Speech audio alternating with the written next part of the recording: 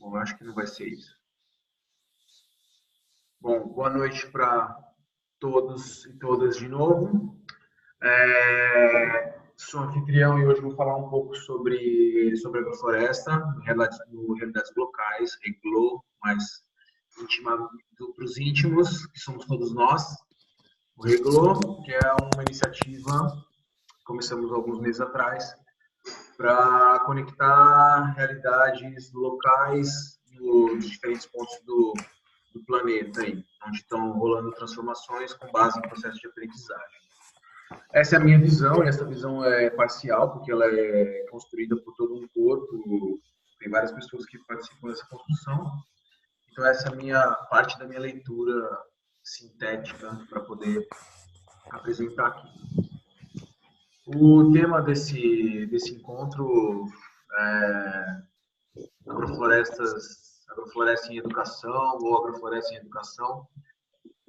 E é bem delicado falar sobre essa questão agrofloresta em educação ou educação em agrofloresta. É um tema bem completo e bem bonito. Mas os termos, às vezes, são um pouco... a gente pode se confundir aí, mas isso são coisas da minha cabeça. A ideia Bom, a gente tem a Mônica aqui como convidada hoje também. Eu e a Mônica como convidados. A Mônica com a experiência toda que ela tem na Fazenda da Toca, com as crianças, com a Escola da Toca. Escola da Toca, né? Se eu não falhar. Né? E, enfim. Então, a estrutura do encontro são dois momentos de 20 minutos cada um, e depois a gente abre para as contribuições gerais e para uma troca de perspectivas mais individuais, ou questionamentos mais individuais. Então, começo eu. Conversei com a Mônica antes, ela pediu que eu começasse, e faço às vezes da casa, sem problema, aliás, sem nenhum problema, mas com muitas soluções. A ideia que eu trago aqui para compartilhar com vocês é esse processo da educação, da agrofloresta em educação, como ela se mostrou para mim. Então, ela se mostrou em 3 momentos, né? Então, o primeiro momento são 3 eixos, que eu considero 3 eixos, que é o meu aprendizado com a agrofloresta, como que isso aconteceu, a transmissão desse aprendizado, dessa experiência já concretizada, que eu chamo de transmissão multilateral, que não tem uma transmissão unilateral nunca, porque a gente sempre está aprendendo e está ensinando, que eu também não gosto muito dessa palavra ensinar, mas em alguns momentos ela cabe bem. E o terceiro é esse paralelo metafórico do desenvolvimento e da evolução dos sistemas das agroflorestas de fato, com os nossos processos de evolução e desenvolvimento como ser humano individual e ser humano em relação com os outros e com o meio, sendo também parte do meio. Então, não sei se está tão claro, mas aí eu vou falar um pouco sobre esses 3. Espero que esses 20 minutos deem. Se não der, alguém me corta. Que o canário aqui fala mais do que a boca. E... Eu te ajudo com o tempo. Maravilha. Então, bom, como que foi o meu chegar da agrofloresta e esse meu processo de aprendizado que, no primeiro momento, passou por um processo de desconstrução muito grande, muito profundo. Quando eu conheci a agrofloresta, eu estudava ciências econômicas e com um objetivo bem claro de entender como alocar recursos para poder atender as necessidades das pessoas e dos indivíduos e dos coletivos, né? Seja empresas, organizações, associações, enfim. E quando a gente, logo no primeiro ano, numa das matérias, minha conexão está instável aqui um pouco, mas vamos lá. numa das matérias da economia. Estão me escutando? Uhum. Sim, ok. Sim, às vezes dá uma falha, mas dá para pegar. Tá ok. Então, e a gente aprende sobre alguns princípios. E um dos princípios da economia que se aprende, Gustavo, acho que vou tirar o teu som aqui, tá? Pronto. Massa. Fechou. Um dos princípios que a gente aprende entre vários outros, da lei de oferta e demanda, é a lei da escassez. E aquilo me pegou forte, assim, porque acompanhando alguns processos da natureza, a gente percebe que não tem escassez. Mas eu não tinha isso claro. Em 2005, participei da organização do encontro aí onde a Mônica está agora, em Alto Paraíso, chamado do Beija-Flor. Para mim foi um momento muito pontual, assim. Foi final de 2005, mas estava envolvido desde o começo de 2005 com toda a organização. E pude conhecer a OCA, Brasil, que foi um laboratório durante muitos anos, onde o Ernst, o Oswaldinho, o Simara, a Namastê e várias outras pessoas implantaram áreas e várias outras pessoas manejaram e muitas pessoas se formaram e saíram daquele lugar. Mas para mim foi um grande processo de desconstrução, né? De desconstruir toda essa parafernália de informação que vão criando com um objetivo muito claro, que te colocam na cabeça essa questão de produção em série, maximizar lucro, toda essa questão da cadeia produtiva e de maximização de lucro e desvalorização de mão de obra, desqualificação profissional, priorizando pequenas elites. E isso comecei a me questionar, porque isso tinha... A gente que passou pelo ambiente acadêmico, a gente viu que isso acontece corriqueiramente. E eu fui aprender do começo, porque também minha família são duas gerações anteriores, duas gerações antes da minha, sim, no mínimo duas, mas tem linhas que são mais, que estavam envolvidas com a terra. E eu não tinha envolvimento, dizer que eu não tinha nenhum é uma mentira, mas eu não tinha envolvimento quase nenhum com a produção agrícola. Mas isso me colocou numa posição de aprendizagem, de querer aprender, que foi muito interessante. Que foi começar a participar do grupo de agroecologia, começar a fazer meus experimentos e observar. E, na sequência, fui fazer, já alinhado com a permacultura primeiro, e depois a agrofloresta, fui fazer um curso com o Ernest, em 2007, aí na OCA, um curso avançado. Acabei pegando uma base em Maringá, onde eu morava, e fui fazer um curso avançado. Esse curso avançado, conheci muitas pessoas, que tenho relações até hoje, e daí começou a desenvolver a minha prática com agrofloresta. E como entender isso dentro de processo de educação foi indo nos agricultores, onde eu tinha relações, né, que era em Maringá, época onde a gente habitava, e a gente morava numa pequena chácara, onde eu fazia as experiências. Eu tinha as experiências e ainda continuava a estudar. Já estava junto com a Thalita, Johan, meu primeiro filho, já estava a caminho, e a gente tive um contato forte com o Fábio. Faz tempo que eu não tenho contato com ele tinha também engenheiro florestal, e a gente começou a aplicar as técnicas e ver o resultado muito efetivo, com muita rapidez. Aí eu comecei a me relacionar com os agricultores, comecei a aprender muito com os agricultores que tinham, agricultores orgânicos de Maringá e região ali. Só que aprendia muito com eles, mas ao mesmo tempo com uma visão um tanto crítica, a gente comecei a observar que muitas das coisas que eles cultivavam, eles não tinham o hábito de comer. Isso era um processo também de Ai, que difícil dizer isso, uma palavra, não sei se é um processo de colonização da mente ou uma padronização da mente, que as pessoas querem comer arroz, feijão, macarrão, batata e tomate o ano inteiro, e sendo que você tem uma diversidade você tem pupunha, você tem abacate, você tem alface, almeirão, mandioca, batata também, e vários outros vegetais e que você pode, frutos, né, que você pode acessar durante o ano. E isso me deu essa vontade de trabalhar esse processo de transmissão multilateral.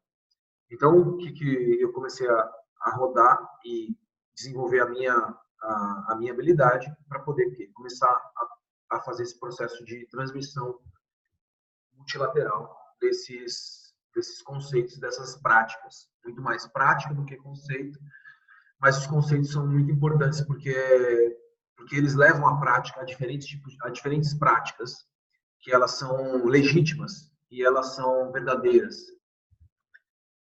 Porque não tem receita. É que nem você saber a estrutura de um bolo, você sabe qual é a textura que ele tem que ter, quais são alguns ingredientes que ele tem que ter, as funções que aqueles ingredientes fazem, mas não tem uma receita pronta.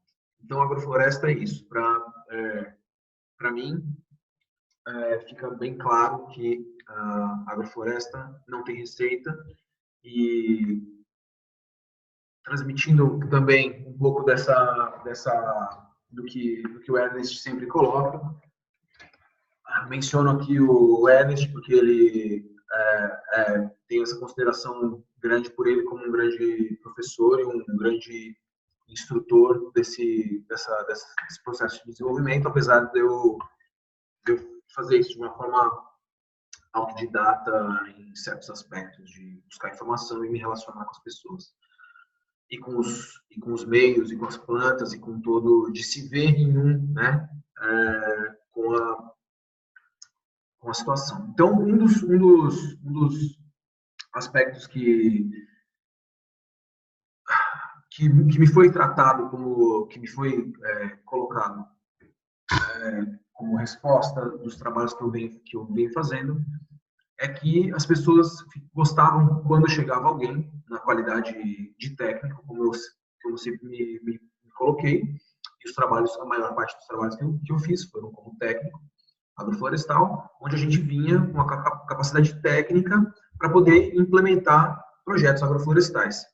E as pessoas ficavam, os agricultores e as agricultoras ficavam sempre boquiaberto e porque eu procuro fazer sempre junto com eles. Não é só falar o que fazer, mas sim fazer junto. Isso é uma coisa que faz a diferença quando a gente vai trabalhar com assistência técnica rural, que tem inúmeros técnicos, inúmeras pessoas, técnicos de campo que estão passando para vender receitas, produtos, sementes e, enfim, pacotes, que essas pessoas já compraram muitos desses pacotes, estão desacreditadas. E quando alguém, na qualidade de técnico, chega, se posiciona junto com eles para implantar o sistema, desenhar o sistema, entender o que eles gostam, comer com eles, vivenciar com eles, nem que por períodos curtos, isso é um processo de aprendizagem tão grande para nós, como técnicos, ou como aquele que está chegando de fora, quanto para quem está recebendo essa visita e fazendo e tendo essa dinâmica diferenciada dentro da sua própria casa, que isso traz um resultado incrível. Então, para mim, essa experiência prática tem uma qualidade muito elevada. E eu não sei se eu vou conseguir seguir a minha estrutura aqui, mas chegando nesse terceiro ponto, aí, acho que já passei uns quase 15 minutos. Esse terceiro ponto que eu chamo do paralelo metafórico dentro dos processos, né, dentro dos princípios e dos processos agroflorestais, eu vejo a gente nós como organismo completo e em conexão com o ambiente autossuficientes, que a gente nasceu pronto. A gente precisa de algumas relações para se desenvolver, mas todo o nosso organismo, quando começou a fazer a divisão celular, quando terminou de formar o feto e aquele feto nasceu, a gente teve toda aquela placenta que nos nutriu durante todo o processo da gestação, que deixou a gente como um ser humano pronto. Quando a gente nasce, a gente começa a precisar de relações mais complexas para poder se estruturar. E aí que a gente começa a entrar nessa questão da sucessão natural, estratificação, diferentes funções. Para mim, essa questão desses princípios de sucessão natural e estratificação, eles formam uma função. Eles dois juntos estabelecem uma função de determinados organismos. E essa função é o que cada um de nós tem nesse mundão, velho, em todo esse planeta. Cada um tem uma função. Eu, agora, aqui no Mediterrâneo, estou cumprindo uma função nesse exato momento e também cumprindo o meu processo de sucessão natural.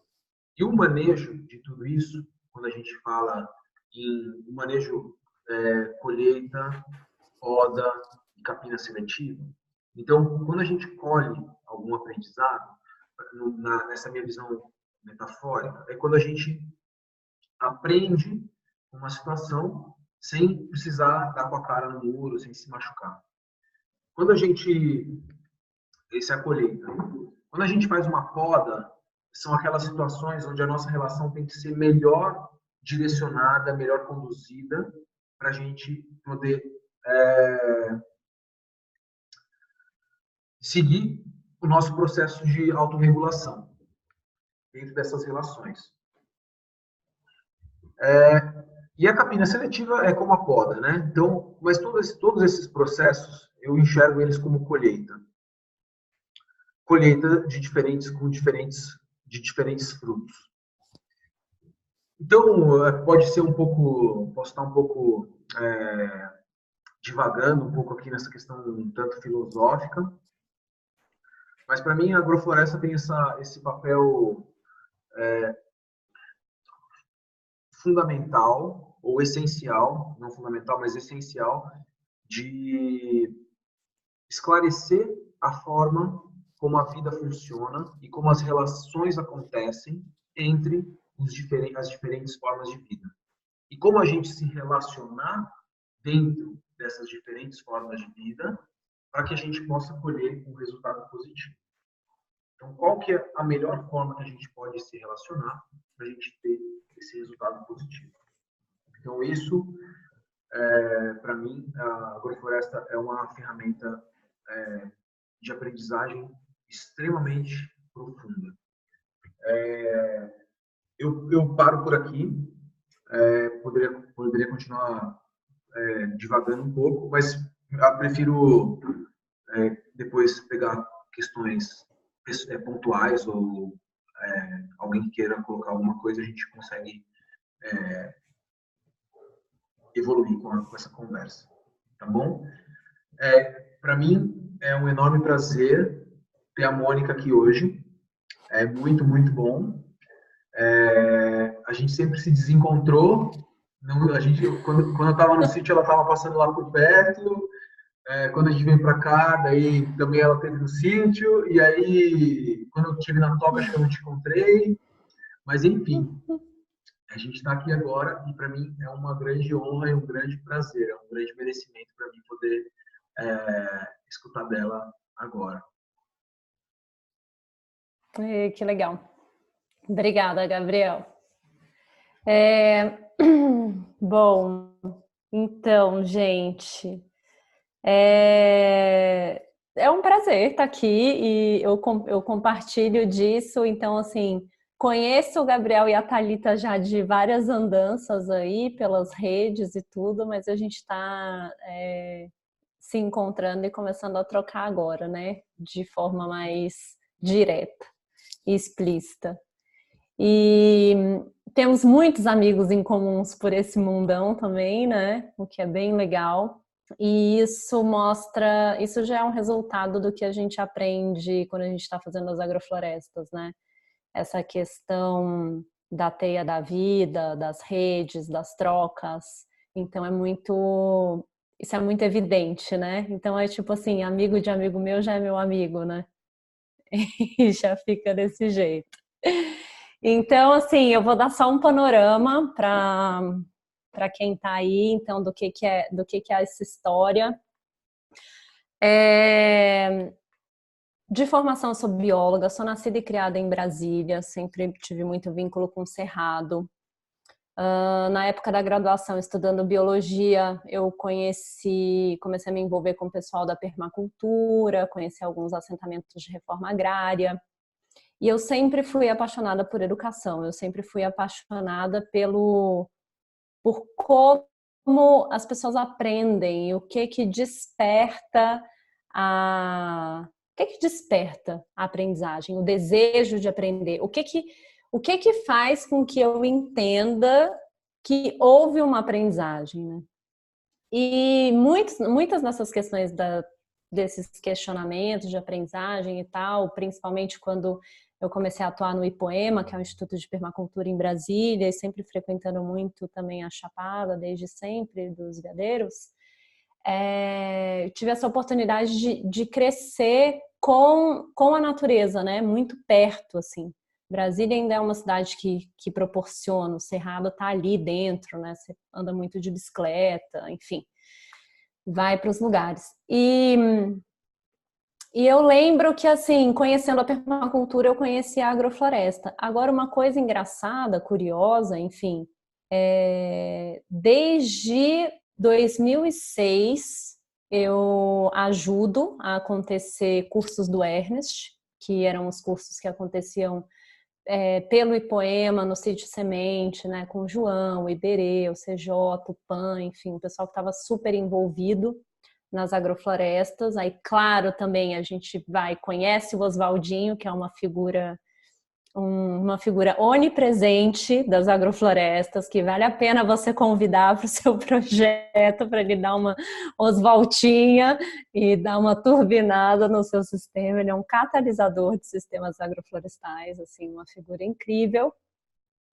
E com essa gente toda extremamente boa da prática, dedicada à técnica e etc., eu percebi que nesse momento o meu lugar era muito mais poderoso em buscar conectar as pessoas nesse processo e buscar pegar essas aprendizagens, né, que o Gabriel estava falando, de olhar para as podas e para os manejos e compreender isso como colheita, de olhar para a sucessão, para a estratificação, entendendo como uma ressignificação das nossas relações, né? Como nós humanos podemos nos relacionar de uma outra forma com a gente mesmo, com os outros, com o planeta.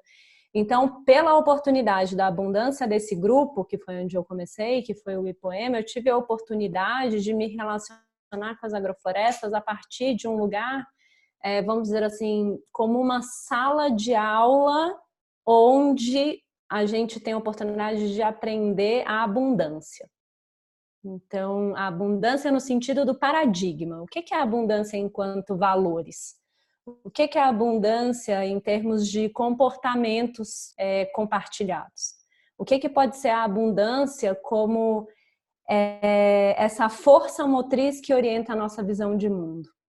E aí, quando você começa a interagir com as agroflorestas, que você tem a oportunidade de acompanhar um sistema, que você tem a oportunidade, né, de essa história que o Gabriel estava falando, de fazer junto, de você ser co-criador da criação de uma floresta, você ressignifica muita coisa. Você ressignifica a sua forma de viver com a Terra, o planeta. Então é muito potente. E aí, enfim, eu comecei então mais com essa pegada de cursos para adultos, atuando nessa costura didática, buscando promover de forma mais intensa as aprendizagens, no sentido assim, o negócio é muito além da técnica. É claro que você tem que aprender a molar um facão. É claro que você tem que aprender como é que faz a poda da bananeira e tem muita técnica aí, mas você precisa se abrir primeiro para enxergar com novos olhos.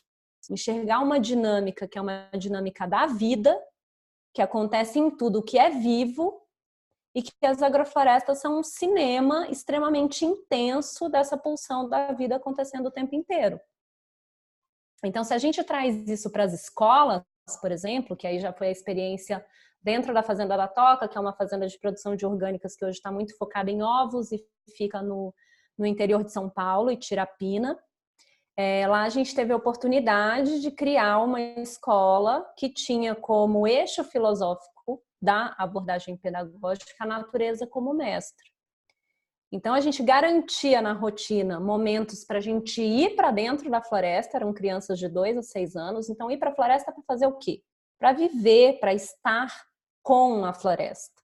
Não é estar na floresta, mas é estar com a floresta, é tipo observando, descobrindo, sentindo medo, sentindo alegria, né? Explorando. Cotocos de 2 anos, todo mundo de galochinha e tal. Então a gente ia para dentro das florestas para estar com a natureza e a gente plantava.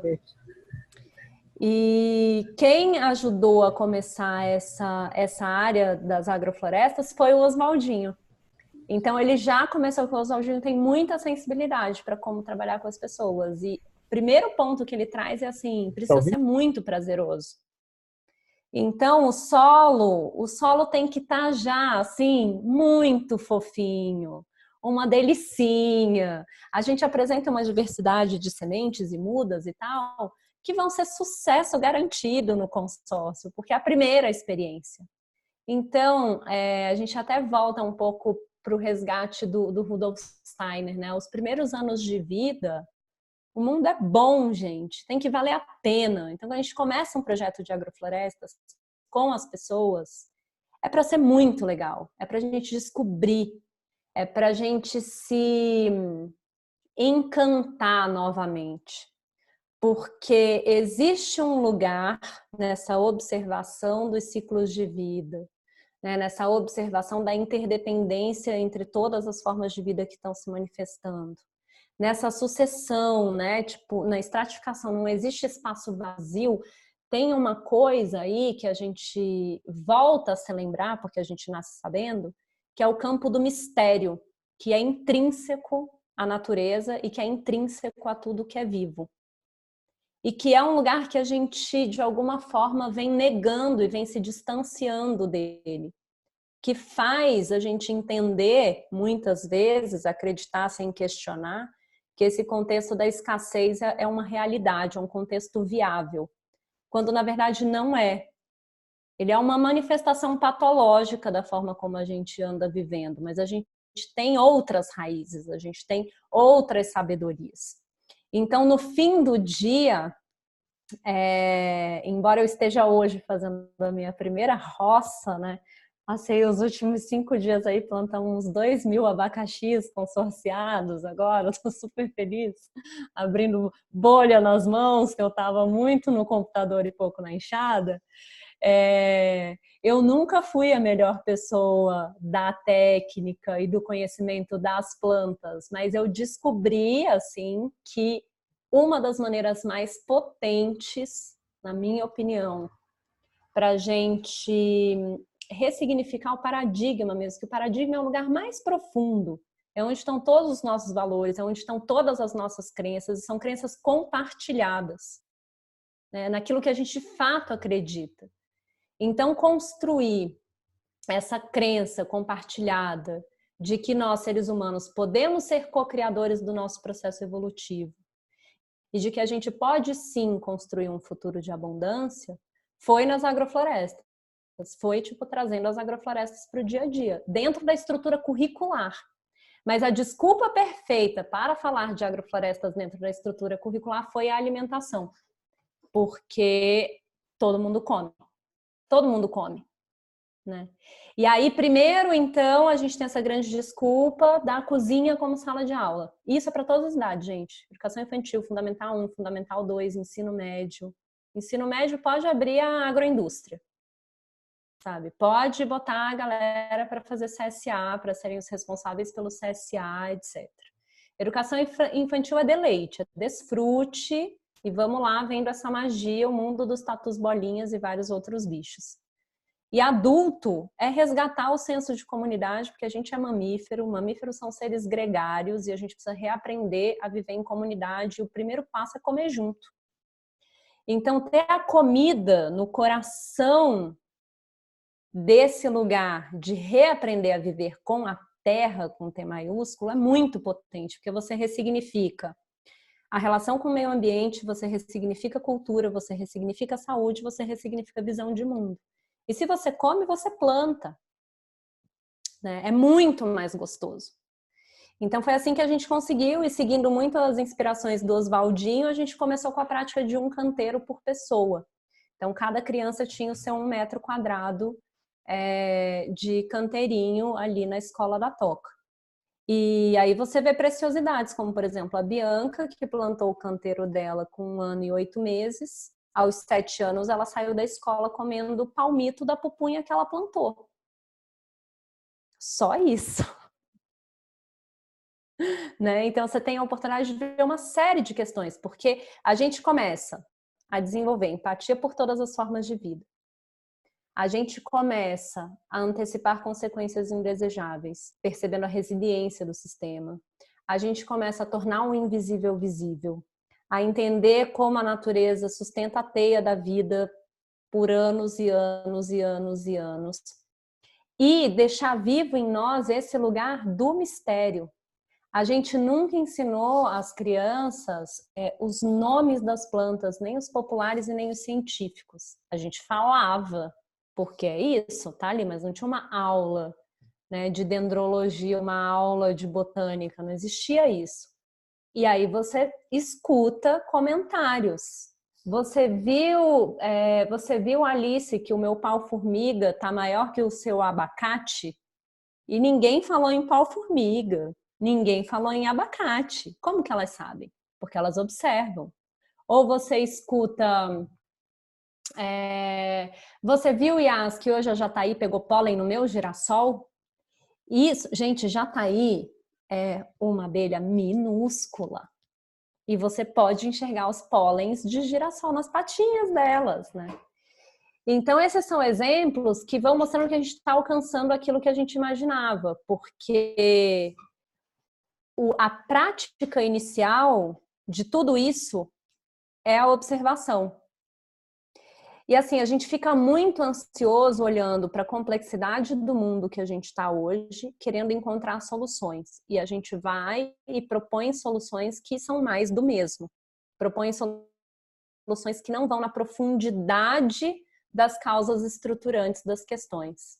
E aí o que a gente aprende com essa prática da observação, além de criar uma floresta abundante, incrível, é que talvez a gente tenha que respirar fundo e aprender a fazer novas perguntas. Porque talvez as perguntas estejam equivocadas. Então, as agroflorestas, elas trazem também um lugar assim de um relaxamento para buscar viver no presente, tentando encontrar essas novas perguntas para esse mundo complexo que a gente vive. E se o mundo está complexo, e na verdade ele nunca teve tão simples, complexo vai ser daqui X anos, né? Eu só consigo aprender a lidar com complexidade. E os sistemas agroflorestais são sistemas altamente complexos. E a abundância é complexa. Então, é mais ou menos dessa forma que, no fim das contas, a gente quer olhar para essa dinâmica dos fenômenos da natureza e começar a trazer isso enquanto valor para as relações humanas. O sistema prospera porque ele é diverso. O que é a diversidade enquanto um valor para as relações humanas? Que tipo de qualidade de relações nós humanos vamos conseguir ter entre nós, antes de tudo, se a gente tiver a diversidade enquanto um valor? Então, como eu nunca fui muito boa ali com as práticas agrícolas no dia a dia, eu fui essa pessoa que se juntava aí com esse povo todo para buscar entender além, né? Todas as potencialidades que os sistemas agroflorestais podem podem oferecer para a gente ressignificar o nosso estar com o mundo, né? E é trocar mesmo, é estar com a natureza, é viver com a terra, é estar com o mundo. Então, às vezes eu falo de um lugar mais subjetivo, mas a macro ideia, assim, é essa. Acho que a gente pode ir para as perguntas também. Muito bom. Só para complementar, me lembro que você foi falando da turma de Poema, né? Em 2005, o Ipoema, junto com o Ipema, de Ubatuba, com o Marcelo, e o Impers, com a Beate e o Cláudio, estavam super ativos no pré-preparo do chamado Beija-Flor. Do chamado Beija-Flor, né? Sim, e para mim essa relação com CJ, Iberê, Pobel, Pan, Joan, a Dani Borges, quem mais que tinha das meninas, que eu não vou lembrar agora. A Cissa. A Cissa. A Cecília. Sim.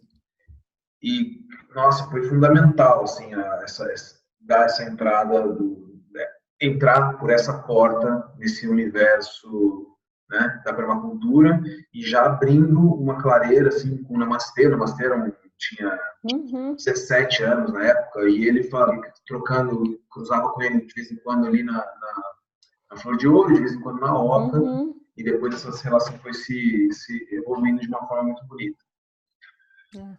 Enfim, muito bom, muito bom. Muito legal, gente. E agora a gente aqui, né? E aí, povo, perguntas? Silêncio. Bom, foi muito bom escutar a tua perspectiva do... Uau, tô até tá caindo, assim, tá cintilando, assim, sabe? Aquela tipo estrela cadente caindo um monte, assim, da forma como você coloca todo esse desenho das relações, como elas se dão e dessa complexidade, como ela é importante para que a gente possa evoluir com a saúde. Talvez é muito pouco para dizer o quão integrado é todo esse processo de construção e mesmo de evolução sinérgica e sintrópica da vida, assim, não querendo ser... acho que vitalidade mesmo, né? Vitalidade. Tem esse lugar de vitalidade.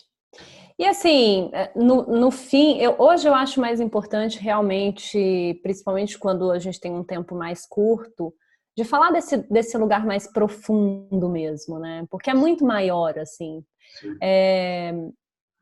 Quando a gente começa, principalmente quando são crianças, até o ensino médio, talvez, assim, no ensino médio a gente fica mais tranquilo. Mas tem muita preocupação com os riscos, né? Tipo, você vai dar esse facão para esse menino, esse serrote. A tesourinha de pó era aquela japonesa lá, tem que ser material de qualidade, entendeu? Sim. E aí, o que isso tudo significa na verdade, né? Porque, por exemplo, quando você começou falando da questão, né, que um dos seus grandes arras e tal lá no contexto da economia foi, gente, não existe escassez. É tipo assim, tudo que se manifesta em termos de comportamento é sustentado por uma emoção predominante. E a emoção que sustenta o contexto de escassez é medo. Então o medo, ele quer voltar o tempo inteiro. Aí você fez um plantio lindo, tá super na hora do momento de podar, mas não. Essas ferramentas são muito inchadas, gente. Eu já tive treta com adultos de não querer dar inchadão na mão de moleque, entendeu? Porque na hora de levantar pode bater na cabeça do outro. Pode se uma determinada variedade de questões. Da mesma forma como pode não se, entendeu? Pode não acontecer nada se, sabe? Eu levava grupo para visitar telhado verde de casa que a gente não tinha nenhum parapeito, nada. Trabalhei com os moleques de 2 a 7 anos usando facão, tesoura de poda, serrote, nananã. Por 7 anos eu nunca tive um acidente. Eu só vivenciei acidente em curso de adulto. De adulto. Entendeu? Levando o tendão embora do dedo. Então, assim, toda vez que a gente está tentando fazer uma coisa que ela é disruptiva, ou seja, que ela busca quebrar a manifestação de um padrão, a gente tem que ter muita atenção, porque geralmente a emoção que sustentava o padrão, ela quer tomar conta. Então eu começo a ter muitas desculpas. Então assim, eu quero mexer com as agroflorestas, eu dou sim para a borboleta, eu amo quando é o beija-flor, eu acho lindo quando aparece um ninho de passarinho, mas a cobra não. Mas o escorpião tem que matar. Mas, gente, a aranha, que problema. E aí a gente tem uma oportunidade de ir ressignificando tudo, né? Não, vem cá, mas peraí, me conta, você tá com medo de quê mesmo? Qual que é o seu real medo? Porque aqui a gente está criando abundância e não dá para fazer essa escolha. Eu quero beija-flor, mas a caranguejeira não. Né? Então, dá muita oportunidade de conversa. É que entra nesse campo da escolha, que a escolha não é mais a minha escolha. É aquela perspectiva da onde eu não sou quem vai, eu não sou quem vai ditar o que vai ter aqui. Eu sou parte do que vai ter aqui e eu vou ser um operador do que vai ter aqui, um manejador do operador que vem. Agora, essa questão dos acidentes em curso, eu acompanhei poucos acidentes em cursos que a gente estava não, eu também acompanhei poucos, mas sempre, os que eu acompanhei foram de adultos. Sim, sempre de adultos. E o que eu sinto é que o acidente quando vem de adulto é porque falta atenção no momento presente. Normalmente, os meus acidentes, tem alguns anos que eu não tenho nenhum acidente, mas os meus acidentes eu tenho claro que foram que eu estava com a cabeça em outra coisa e o facão foi lá e no dedo, né? Uhum. A enxada foi lá, com enxada nunca tive, mas foram acidentes com facão. A tesoura foi lá e beliscou o dedo. Por quê? Porque não estava com atenção no momento presente. E quando, normalmente, não uma regra, mas normalmente, quando eu percebi também que eu já vi observações, quando tem um acidente com criança, é porque tinha um adulto com medo junto com aquela criança. E isso, no meu ver, tem o processo da ressonância e aquilo pode ter ocasionado aqueles acidentes. Mesmo porque uma criança não tem como fazer um acidente tão grande na medida que a força dela é proporcional ao corpo dela, né? Então ela não vai fazer um mal tão forte para o corpo dela quanto um adulto poderia fazer. Exatamente. É a questão da qualidade de presença, né? Sim, sim. Eu queria falar um pouquinho com a Mônica. A Carol falando. Oi, Carol. Não, vamos lá, gente. A gente está aqui refletindo.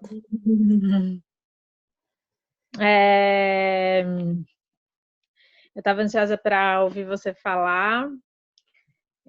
Uma semana antes de você estar no voador, queria estar lá, mas depois, na sequência, a gente estava lá também com os quintais brincantes. Uhum. E me chama muita atenção a sua fala com relação às crianças, com a relação das crianças. E eles estão todos ouvindo, amor. A gente está muito conversando aqui, eu e ela, sobre quem fala e quem escuta. Nessa reunião. E me chama muita atenção, na verdade, algo que é muito sutil, assim, disso tudo, que é a relação da criança com a terra, que aqui a gente faz um trabalho, a gente criou, eu e a Tina, a Júlia também acho que está por aqui, Júlia. A gente tem 2 quintais brincantes e que pensam a relação da criança com a natureza. E ela acontece de uma forma tão sutil, assim, né? É isso que você fala da experiência que a criança vai criando, da intimidade, né? É um caminhar, assim, de uma intimidade que eles vão criando com a natureza, que é tão natural, que isso, na verdade, acho que é o que me encanta e me encantou na sua fala. Ontem mesmo rolou uma cobra aqui, uma cobrinha cipó, uma Liofis. E logo que as crianças viram, elas começaram a gritar. E daqui a pouco a cobra começou a mostrar seu movimento, mostrar que ela estava se alimentando, para onde ela queria ir, porque ela é uma cobra nada agressiva, ela é elegante. E ela subiu a árvore no banheiro. E ela foi subindo a árvore e foi indo, e as crianças foram silenciando e foram se tomando desse movimento. Elas foram entrando para ver onde que ela estava na árvore. Elas foram se aproximando, inclusive a Serena, né? Se aproximando, percebendo que elas podiam se aproximar. Não, e criar essa intimidade. Primeiro foi a Catarina, depois eu, depois a Lara. Porque a Lara, ela gritou muito pra cobra e ela ficou assustada. Se assustou. Mas depois foram criando uma intimidade, criando uma confiança. E foram percebendo nelas mesmas o reflexo daquele bicho.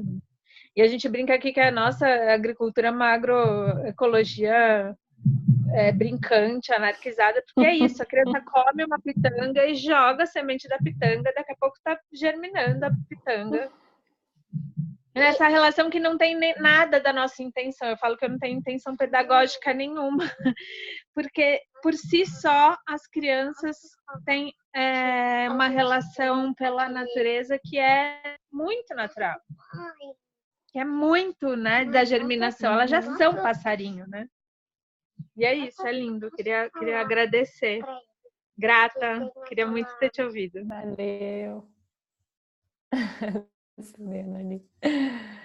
Nós, como humanos, a gente perdeu essa capacidade de agir como animal, né? Agir como ser vivo, sei lá, não nem como ser vivo, mas como organismo biológico, não sei como classificar isso biologicamente, mas a gente como dispersor de semente, polinizador, a gente perdeu essa capacidade porque a gente está muito longe daquilo que nutre a gente, daquela desculpa que a mãe colocou, daquilo que a gente come. A gente nem sabe mais o que a gente come, né?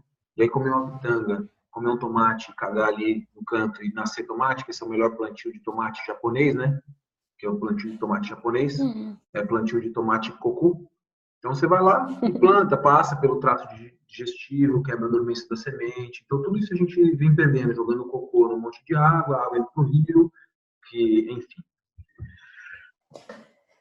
E sabe que eu até ia perguntar a Carol aí para Serena, que ela estava tão falante, né, Serena? O que é a natureza para você, Serena? Tem um pé de pitanga em casa nascendo. Quem plantou? Não sei. A gente não sabe, acho que foram as crianças passarinho. Não, e tá vendo? Isso que é muito legal. Né? Passarinho, a gente chama. Mas ela perguntou o que é natureza para você, Cê? Quer dizer? Quer responder? Vai pensar? A pitanga que está nascendo me fala bastante coisa. Porque no fim é isso, né, gente? É tudo que nasce, assim. E o Satish ele fala dos elementos terra, fogo, água e ar e imaginação, né? E que é isso, que a natureza é tudo que nasce, a nossa imaginação também é parte da natureza. Porque a gente também é natureza. E aí as pessoas perguntam, então por que a gente cria agrotóxicos? Por que a gente cria umas coisas tão bizarras, né? É porque a gente está doente, então a nossa manifestação está saindo de forma patológica, mas a gente é muito capaz de criar coisas saudáveis e abundantes. Tem muita oportunidade aí de abundância e de criação. E uma outra coisa que é muito legal da gente ter em conta, né, o Fritjof Capra, ele gosta de falar do termo da alfabetização ecológica, né, que é a tal da linguagem da natureza, que no fim das contas é aquilo que a gente nasce sabendo, né? A gente nasce com isso e vai esquecendo, então é só uma questão de relembrar. E aí a gente precisa ter atenção, ter esse lugar de atenção e presença, aquilo que o Gabriel estava falando, né? Porque é muito fácil a gente... Tem uma autora que eu gosto muito, que é a Riane Eisner, que ela fala da invisibilidade do paradigma, né? Então você acha que você já está lá arrasando e tal, e de repente você dá umas escorregadas na casca de banana e cai no mais do mesmo, porque é um padrão muito intenso, né? Um negócio que tá aí o tempo inteiro. Então o Gabriel estava falando, mas como assim, né? Essa monocultura do arroz, né? Tipo, o nosso monocardápio aí. A Vandana Shiva, ela fala, né, das monoculturas da mente e tal. Então, essa coisa do paradigma é muito forte, porque é um fractal, né? Então, a gente fala lá, agrofloresta e tal, abundância, você começa a ver abundância em tudo. E proporcionar abundância em tudo. Mas quando você olha, o negócio está desafiador, é o tal do medo que está vindo à tona de novo, para você voltar para aquele mais do mesmo, para aquele fluxo, que é aquilo que, na verdade, a gente quer romper, né? Então, no fim, é isso. É por essa alimentação aí de esperança para a gente continuar seguindo com os nossos trabalhos e as nossas ações em nome dessa transformação. Que talvez a gente não esteja vivo para ver o resultado dela, mas não importa, porque se a gente faz de coração mesmo, oferecer ao mundo aquilo que a gente mais quer receber é a maior nutrição que a gente pode se dar. Sim. E me encanta o que a Serena colocou, como é o que ela vê como natureza, né? Pensa que simbólico tudo isso que ela percebeu de uma forma totalmente concreta, a pitanga que nasce no jardim da casa dela, né? Então, a pitanga que nasce do jardim de casa é como a vida brotando aqui na janela do meu quarto, sabe? E a pitanga, aquilo que alimenta tudo, mas de fato, isso é uma experiência totalmente concreta. Não tem explicação do que é a natureza. Não tem o conceito do que é a natureza, porque a natureza é nós. Somos todos a própria natureza. E é o que a criança tem. A criança não tem esse monte de fracionamento no cérebro, né? Então, a gente já, desde que a gente nasce, a gente já vai dividindo o cérebro, já vai usando mais um hemisfério do que o outro. E depois a gente vai querendo explicações para tudo. A gente não vai ter explicação para tudo, gente. Não vai ter, não adianta. Mas a gente pode explicar algumas coisas para a gente conseguir transmitir algumas coisas, para a gente poder se relacionar. Mas eu acho que o mais importante, isso para mim foi lindo, que a Mônica colocou, essa questão do mamífero, ter essa questão de viver agrupado. É isso que a gente precisa, estar junto, para estar se relacionando e se relacionando com o meio que somos nós. Né? É demais. Essa semana, voltando agora a alguns outros temas aí que você tocou, Mônica, essa questão da segurança, né? Aqui, gente, bom, eu posso falar aqui da França, Espanha, Itália e Portugal.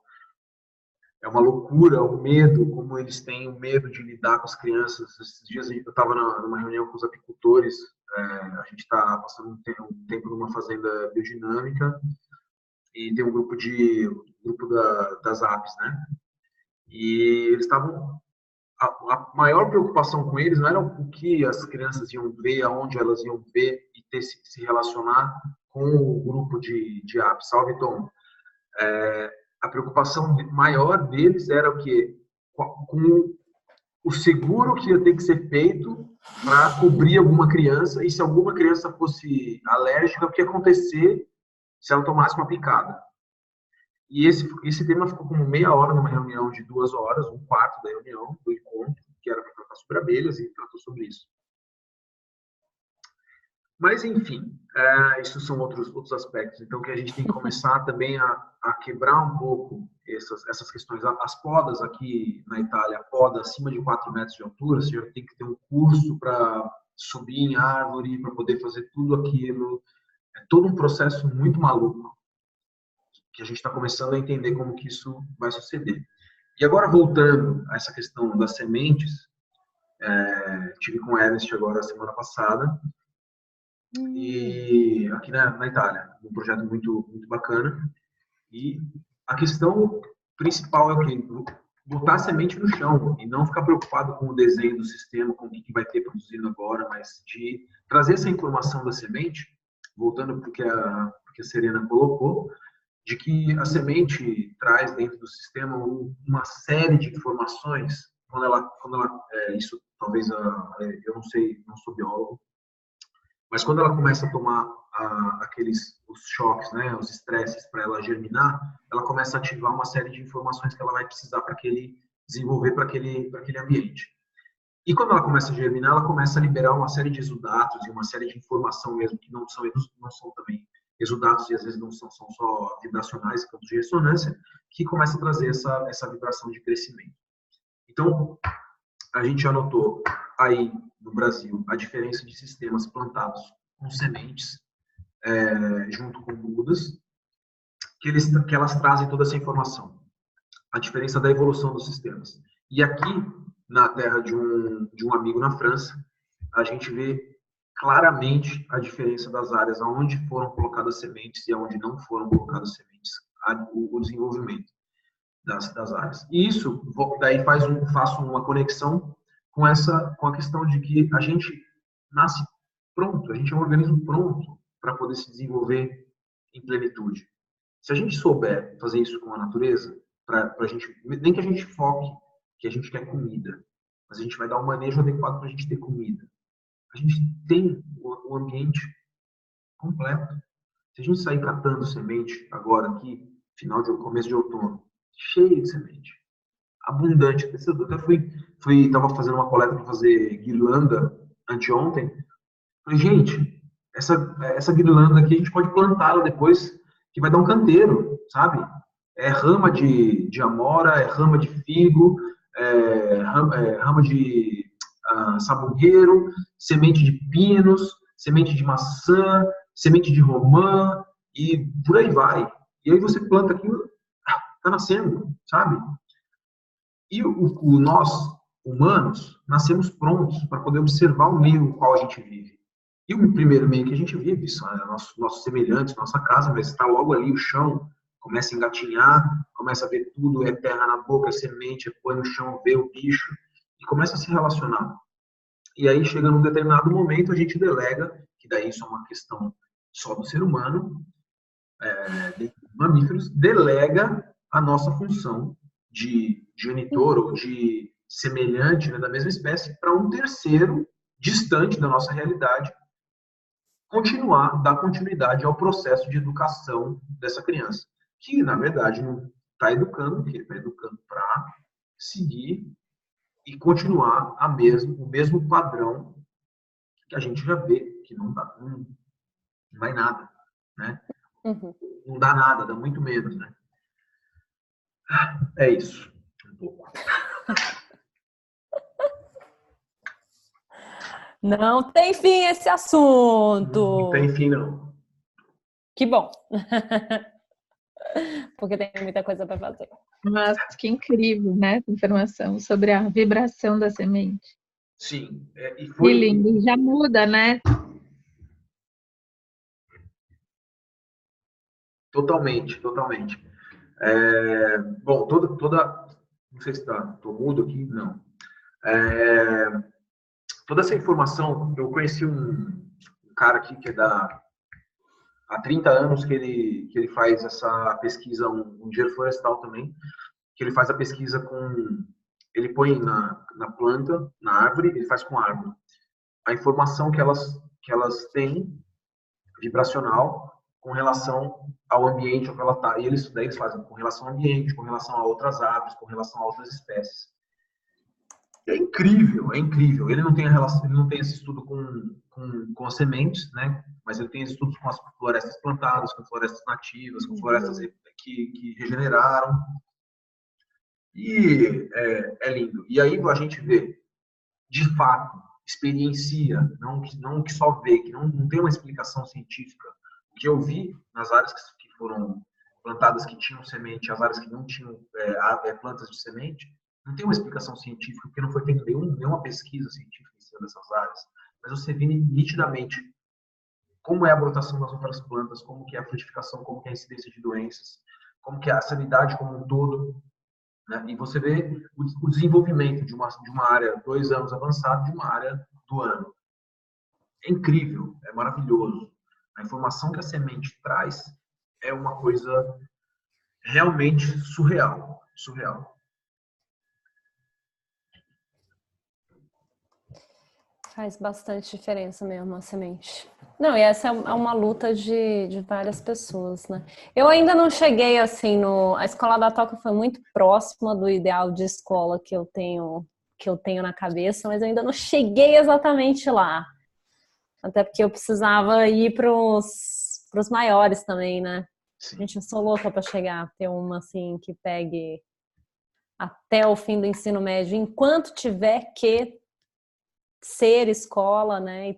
E, enfim, é bem essa pegada mão na massa mesmo. Vamos ver um dia. Eu cheguei bem perto, né? Lá foi bem bonita a proposta. Então era tipo, plantava, colhia, ainda construía o fogão, né? Para poder cozinhar depois. Não tá rolando mais a escola, Mônica? Oi? Fala de novo, Carol. Não tá rolando mais a escola? Não tá, fechou, gente. Encerrou o projeto. O Instituto Toca encerrou dezembro do ano passado. Mas eles estão fazendo outras coisas bem legais. Tem uma... Você conta? Pode contar? Cara, eu posso contar. Foi uma questão de fechamento de ciclo mesmo, né? Os fundadores eram um casal, que aí depois eles não eram mais um casal, e aí isso foi desdobrando numa série de questões, assim. Então, o resumo da história é um pouco isso, assim, você não tinha mais, né, a energia ali dos fundadores juntos. E aí isso foi dissipando. Mas muita coisa boa segue de lá, assim. Tem uma plataforma gratuita para formação de professor, que chama Vivecer. Vou colocar aqui no chat. É gratuito. Você se cadastra lá. Ai, saiu errado. Vivecer. É esse segundo. Então tem bastante material, tem muita coisa acontecendo, assim, mas foi meio que isso mesmo, fechamento de ciclo. Mas é interessante também, eu vejo desse aspecto das transformações que acontecem também. Porque a gente tem esse ideal de estabilidade, né? Também. Uma coisa linear, né? De uma coisa que estática. Não existe, né? Sim. Bom, acabou, se transforma em várias outras coisas, né? Uhum. Da mesma forma que aconteceu com a casinha amarela, que ela Amarela. concluiu a gente foi viajar e algum tempo antes a gente resolveu concluir essa história. E a casinha amarela se desmembrou em várias outras frentes, né? Então as pessoas que ali estão em outros lugares, estão fazendo suas coisas. Nós estamos aqui, estamos no Brasil, gente em outros lugares do mundo. Mas o espaço continua lá. Continua lá, sim. Tem espaço lá, o espaço é nosso sítio, e tem toda essa questão. Mas é a transformação acontecendo. E daí tem a questão das relações metafóricas, né, dos paralelos metafóricos. Deixa eu só ver se eu acho mudo aqui. Dos processos metafóricos, né, das transformações. Então aquilo foi bom, foi excelente enquanto estava, como a escola toca. Foi excelente para quantas pessoas não passaram por ali, quantas pessoas não levaram essas ideias para outros lugares, as crianças que ali estavam, para onde elas foram. Maravilhoso para inspirar, que nem, né, Carol e outras pessoas que estão com jardins brincantes, a Júlia, de fazer coisas maravilhosas, de fazer coisas parecidas, né, de brotar essas sementes que estão aí, tendo seus estresses para poder germinar. Isso aí. Oi, gente. Oi. Eu sou a Geisa, falo aqui de Maringá. Tudo bem, Gabriel? Tudo bem, você? Tudo certo. Maravilha, hein? Esse bebê lindo aí. A Temos menina? uma Serena aqui também. Oh, maravilha. A gente não conseguiu pegar desde o começo, nossa conexão está um pouco ruim também, mas a Mônica falou uma questão interessante do o beija-flor, a borboletinha, uma gracinha, mas aí vem a aranha, o escorpião, a cobra. E agora com o bebê eu estou passando apertado com isso, porque parece que meu medo triplicou assim quando chega esses bichinhos meio próximos. E ela ainda não anda, né? Mas logo ela já vai estar indo mais pro chão e mexendo nas coisas. E enfim, como que é isso para vocês? De repente a criança se depara com um bicho desse, né? Tem como não ficar desesperado e sair correndo com o chinelo na mão, sei lá.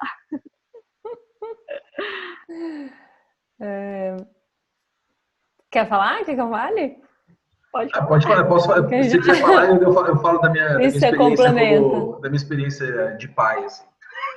Então, gente, tem isso. Eu não sou mãe, hein? Eu falo de um lugar bem mais tranquilo. O que às vezes é bom, às vezes é bom. A gente está com outra tranquilidade. Então, não, tem uma coisa assim. Deixa eu tentar ser sucinta, mas tem uma coisa muito forte que assim, a gente tem 3 centros de resposta muito fortes no nosso corpo. São 3 lugares onde se concentram as maiores quantidades de neurônios e conexões sinápticas, que é o nosso cérebro, a nossa cabeça, o nosso coração e o nosso hara. É esse ponto, fica 3 dedos abaixo do umbigo, 2 dedos para dentro. O hara é o lugar do instinto, das nossas respostas instintivas. O coração é o lugar da nossa intuição, das emoções. E a cabeça dos nossos insights, dos nossos pensamentos. E você está vivendo uma fase muito, um instinto conectado a uma emoção extremamente aflorados. Então você está em alerta, né? O tempo todo. E aí, a sua razão não é a que mais funciona nesse momento. Então, você precisa alimentar a sua razão de coisas que vão ajudar a sua emoção e o seu instinto. Então, assim, que bichos são esses que tem aí? Primeiro eu preciso saber quem é que está aqui comigo junto. Então, na escola a gente tinha muito isso. Quais são os animais peçonhentos daqui? O que tem? E quais são os riscos? E aí, nos riscos, a gente tem prevenção e precaução. Tem um texto muito bom do Leonardo Boff naquele livro dele, Cuidado, Cuidar, não lembro exatamente o título. Mas então, assim, a gente vai fazer prevenção, o governo vai fazer uma campanha de prevenção contra a dengue, por exemplo. Eu sei o que é a dengue, eu sei o ciclo, eu sei onde o ovinho do mosquito dá, então eu não vou deixar isso rolar. Então, tira a água dos potinhos, põe a areia, põe um pouco de água sanitária, enfim. Eu vou fazer várias coisas conscientes para minimizar que essa coisa que eu entendo como um risco não aconteça. E a precaução é o que a gente deveria ter com os transgênicos, por exemplo. Eu não sei a consequência disso a longo prazo. Não sei. Não sei o que pode acontecer. Então, eu devo ter mais cautela, porque é realmente um lugar muito desconhecido.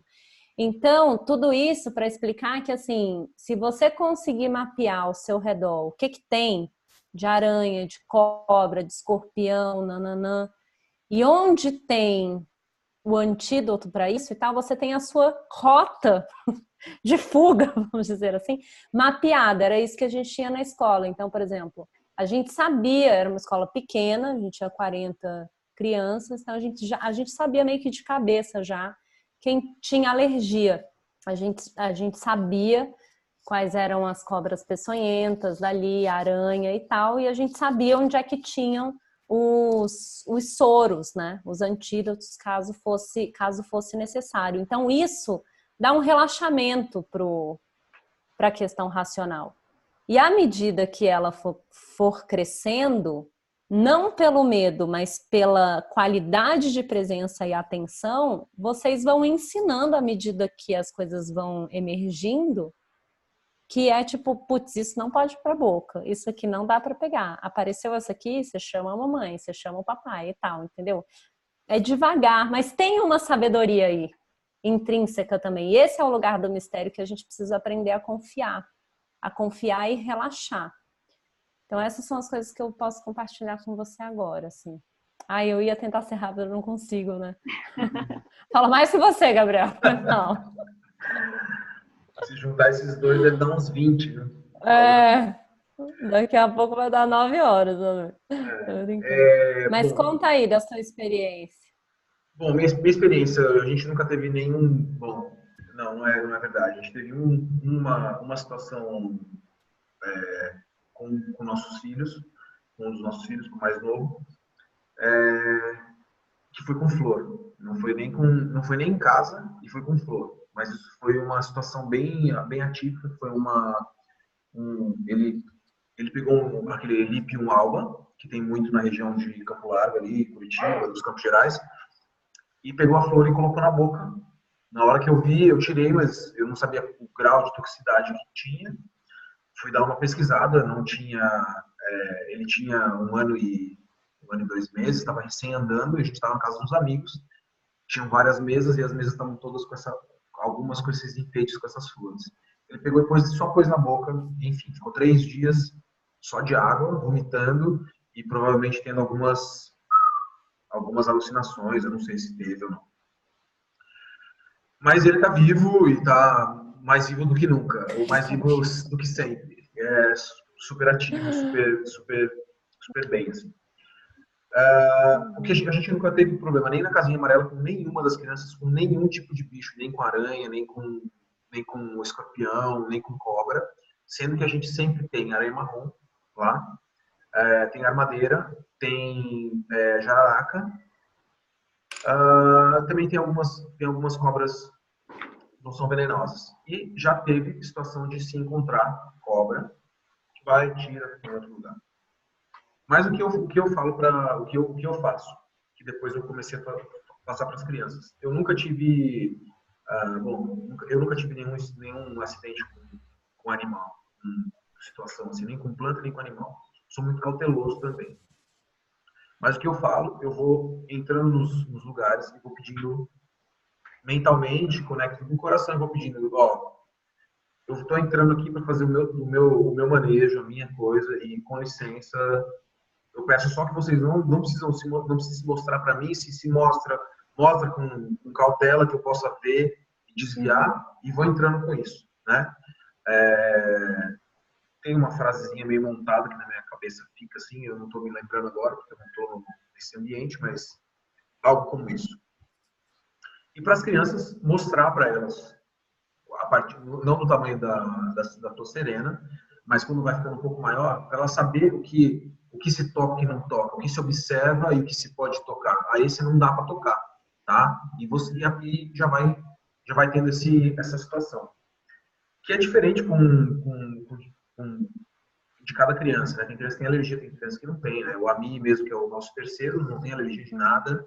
E vira e mexe, ele quer botar dedo em vespa, já tomou várias na mão, várias vezes, e mas ele quer. E é a abelha ele gosta de pegar na mão, né?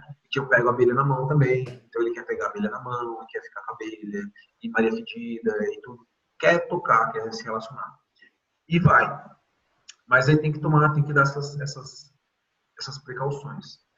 E tem uma outra situação, que é uma situação de mais um cunho de a qualidade do ambiente onde que a gente está inserido. Na grande parte do ambiente que a gente está inserido, são ambientes que estão degradados. Então, eles estão num sistema de acumulação. Então, eles estão num sistema de que eles precisam ainda acumular muita vida para se tornar complexo. E aí, esses animais mais... como é o nome disso mesmo?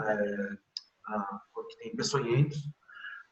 Eles começam a ficar... mas não é sob controle. Eles vão para outros ambientes onde eles são necessários. Então, o que tem? Criar esse ambiente complexo onde você tem a presa e predador no mesmo lugar e que eles vai mudando a vida no lugar e eles vão saindo. Eu sei que é super difícil, né? Eu não sei onde vocês estão em Maringá, mas Maringá está destruído, né? Maringá como fala, tá ali no coração do agronegócio, né? A região mais produtiva de grãos do país, sabe? Onde todo mundo vai gastar o dinheiro que ganha no banco, entende? E ninguém quer saber de fazer nada, né? Agora que está começando, de repente, a ter alguma coisa diferente, porque os custos já não estão valendo mais a pena, a Terra Roxa mais não é aquela maravilha, mas mesmo assim ainda é o lugar.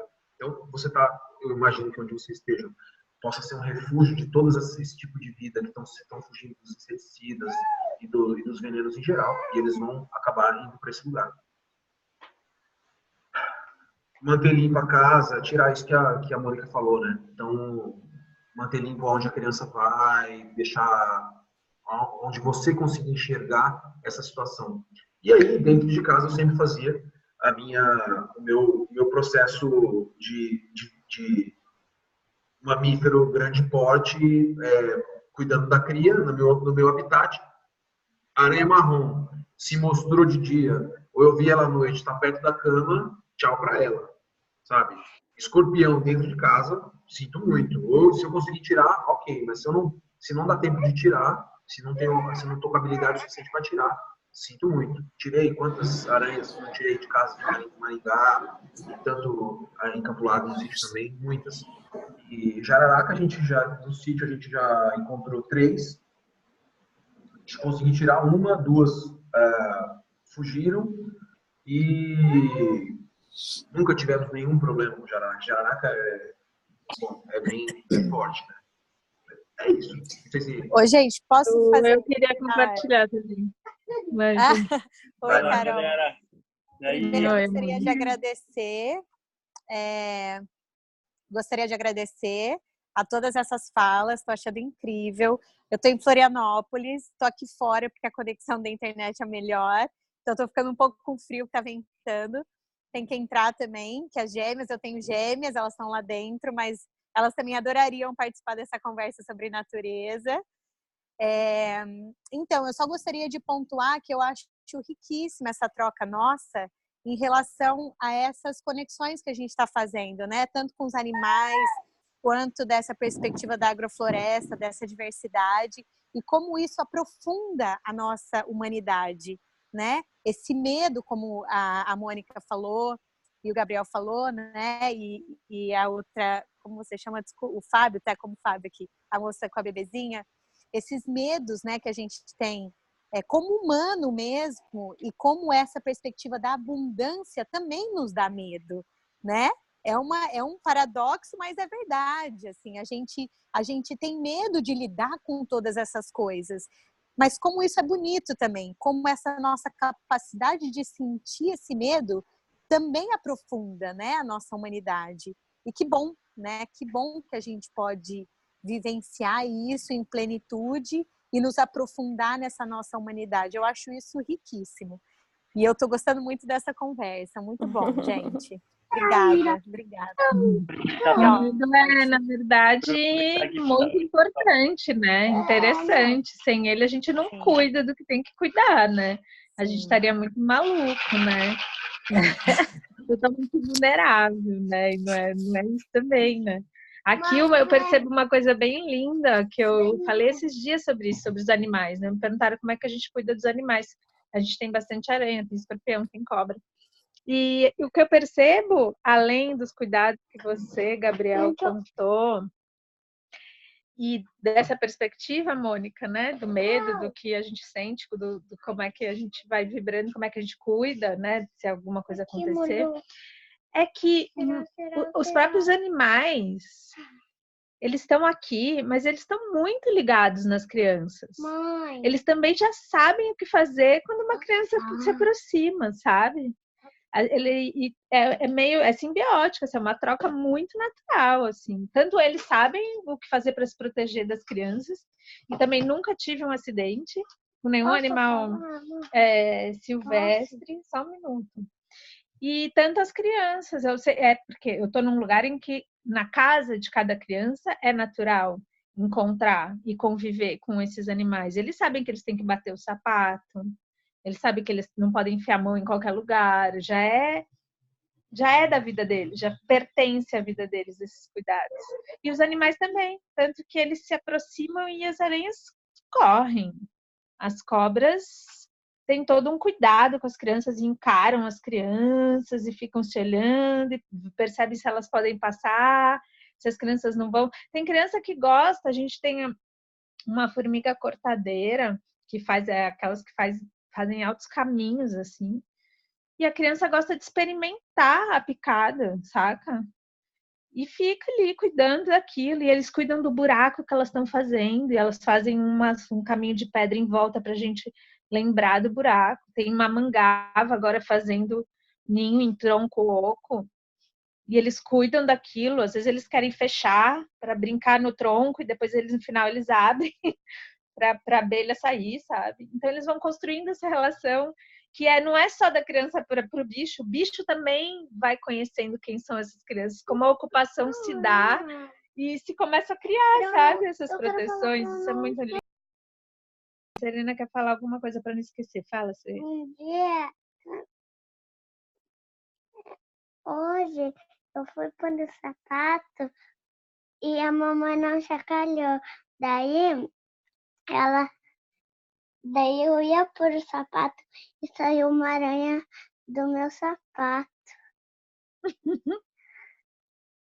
É isso, vão aprendendo naturalmente. E também, um dia na escola que eu tava, eu vi um mato se mexendo sozinho. O que era? Era alguma coisa que eu não sei. Esses dias a professora dela falou para mim,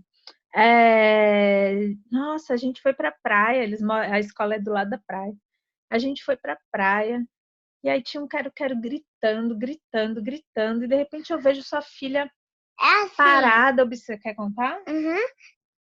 Um dia a gente foi na praia da escola, é um caminho, é uma rua, a gente chega, tem uma ponte, a gente chega na praia, tem um morro que a gente fica brincando de subir. Um dia a gente foi lá, subiu e viu 2 quero-queros, o papai em pé cuidando e fazendo gritando para não se aproximar, porque a mamãe estava cuidando dos avós. E sabe, ninguém falou para ela, sabe? A professora falou, ela que me contou tudo isso. Ela que me mostrou que ali estava acontecendo alguma proteção, cuidado parental. E a Gabriele, minha aluninha, ela tem 4 anos, eu tenho assim maior que ela, mas ela é maior que eu.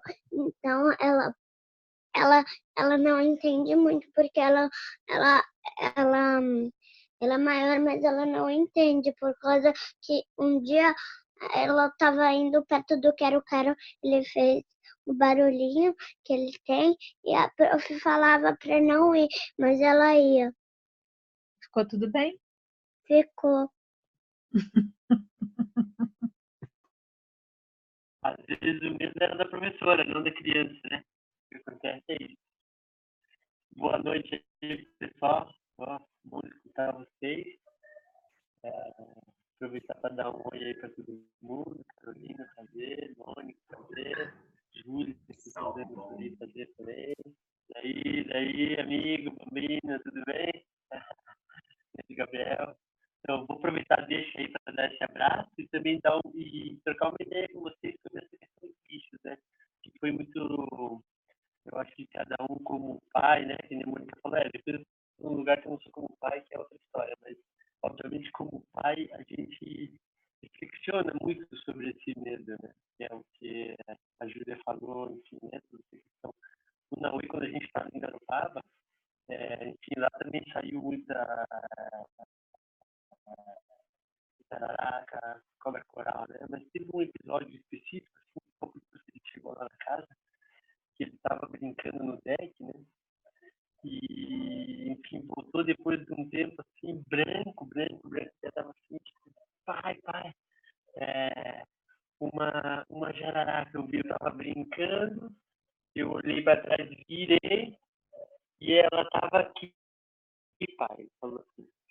A gente está em Garopaba, está 1h30 de Floripa, ali 1 hora, digamos, e não é uma coisa de criança, falando de antídoto, né? Daí estava aquele branco assim, o que era?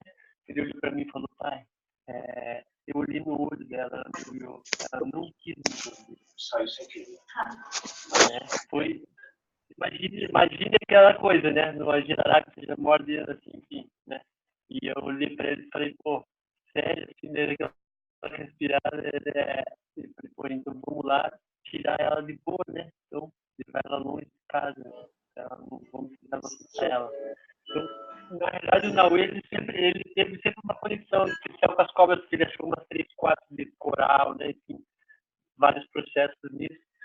E fez suscitar muito nisso, né? Como a gente daí confia, se a gente confia, né? Se a gente confia na gente, se a gente confia neles, né? E eles demonstram que eles estão realmente conectados 100%, né? Porque, obviamente, falando com uma criança que tem um processo de aproximação, né? Com todo esse contexto.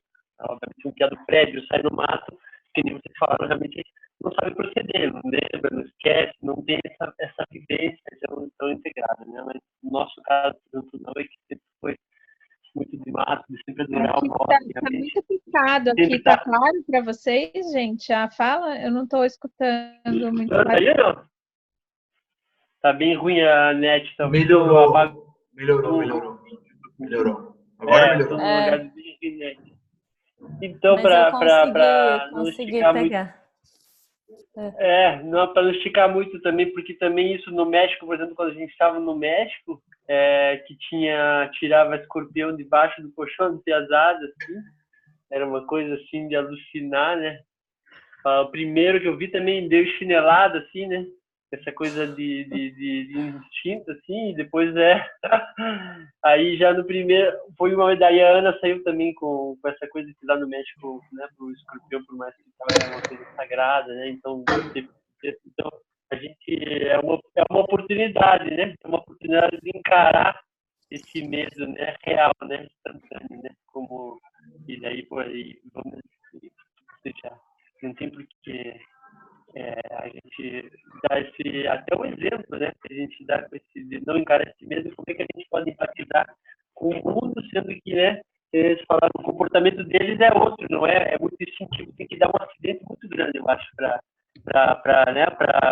uma cobra ficar ou ter essa coisa, mesmo no ambiente cheio dele, né? Daí o porquê seria outra lição, eu acho que cada um teria que assumir, né? Até, mas pensando profundamente, porque como pai a gente pensa, né, no tudo que pode acontecer na nossa criança, daí chega uma hora que você realmente se libera desse medo e vive, né?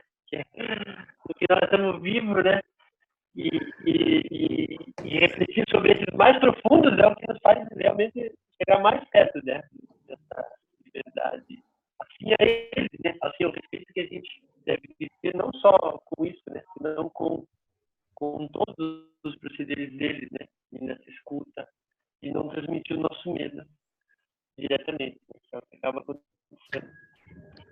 Nesse contexto e em todos, né? Por um pouco dizer, né? Tem muito que ver com a abundância, porque eles são a abundância, né? Pessoa, né? O exemplo natural delas, né? É isso aí, galera. Era para compartilhar, só para dar um oi aí mesmo, para não ficar aqui com a câmera ruim.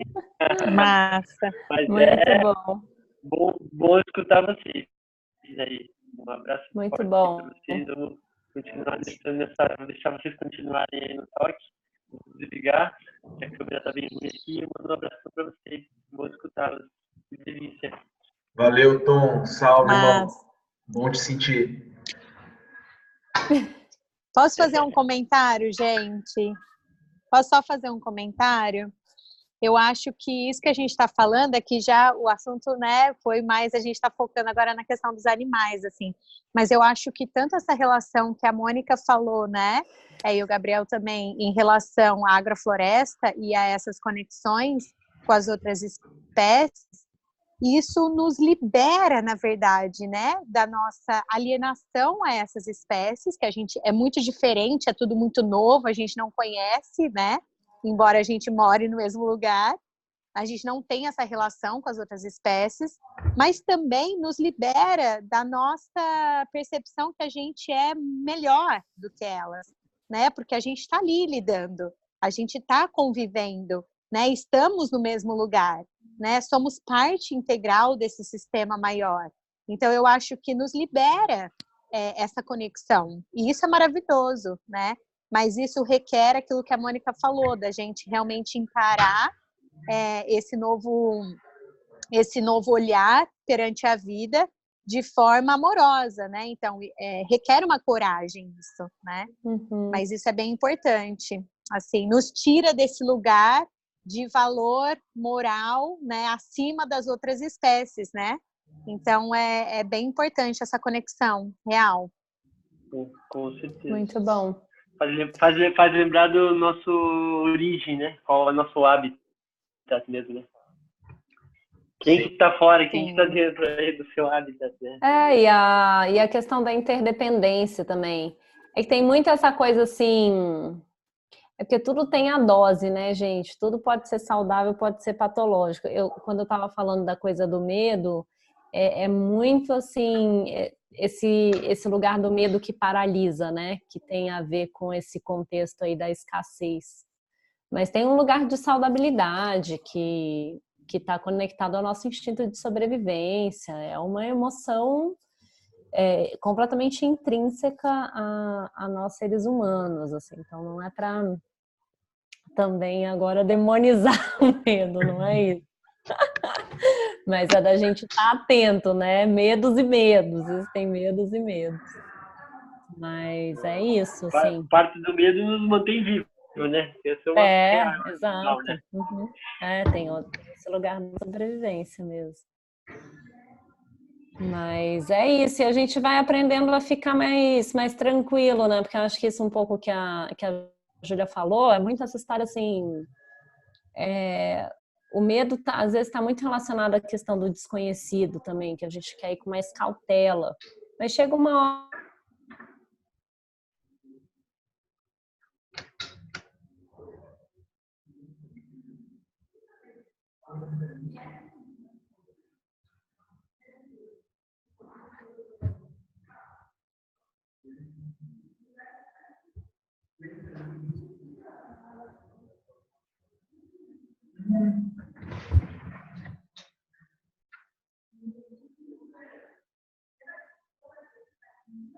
Permissão, né? De pedir avisos, de pedir... esse é o lugar do campo mesmo.